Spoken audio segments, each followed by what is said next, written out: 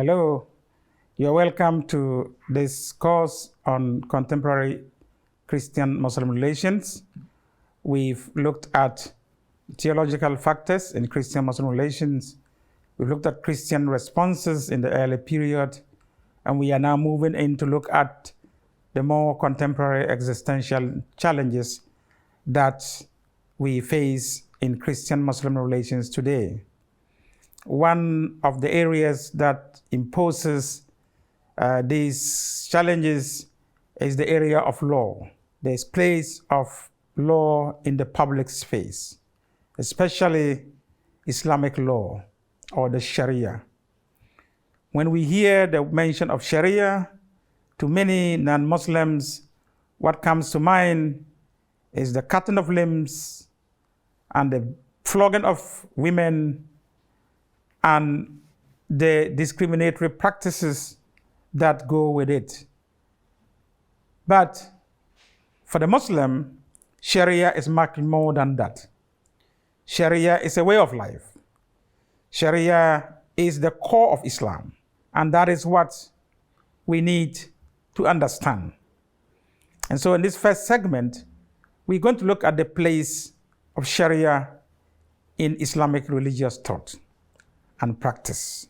As one scholar put it, and Joseph Schacht is one of the leading scholars on Sharia or Islamic law in the last century. And this is what Joseph Schacht says about Sharia or Islamic law. He says, Islamic law is the epitome of Islamic thought, the most typical manifestation of the Islamic way of life, the core and kernel of Islam. What Joseph Schacht is saying here is that law is at the heart of Islam. Law is the most prominent manifestation of Islamic way of life.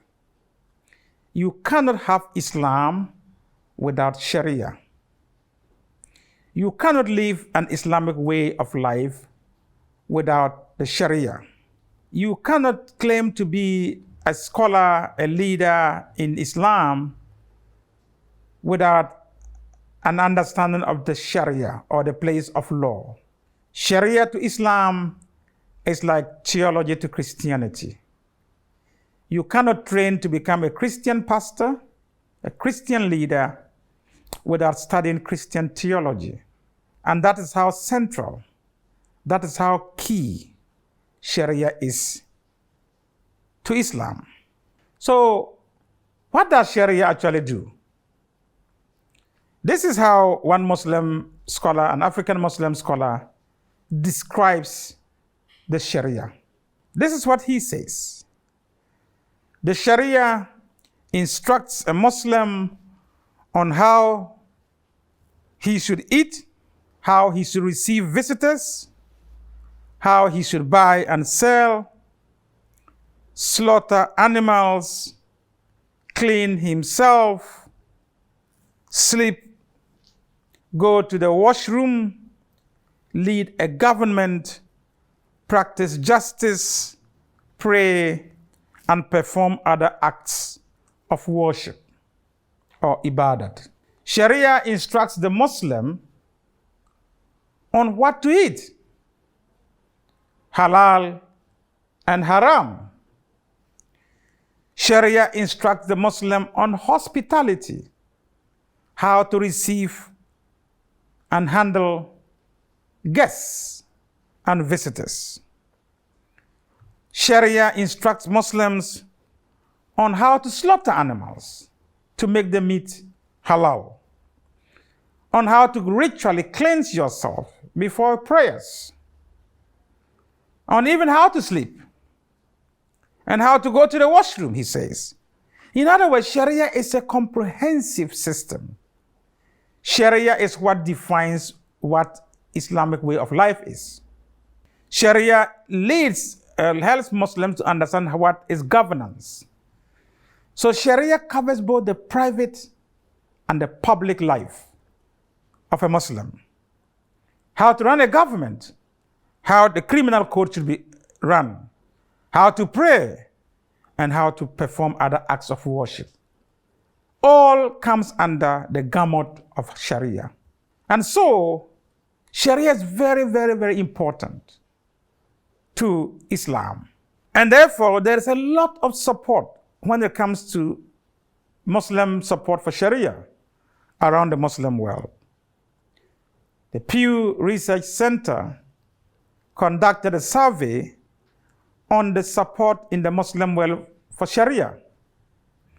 And they came up with very interesting and revealing findings.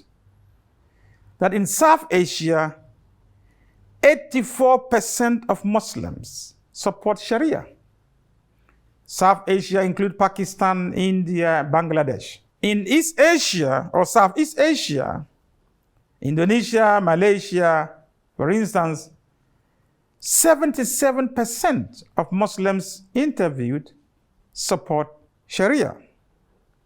They said they want Sharia to be the laws of their countries. In the Middle East, 74% of Muslims say they support Sharia being the law of their countries. The same way in sub-Saharan Africa, 64%. So these are huge numbers of Muslims who say they want Sharia to be the laws of their countries. So what this tells us is that Sharia cannot just be dismissed. It has to be taken seriously. But even though there's this overwhelming support from the Muslim community for Sharia, it is difficult to put one's finger to a single book or a single monograph that is called Sharia. Sharia is more of an idea, a principle, than a set of legal codes.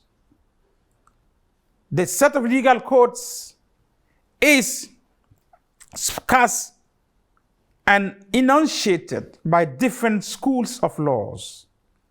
And those are very different.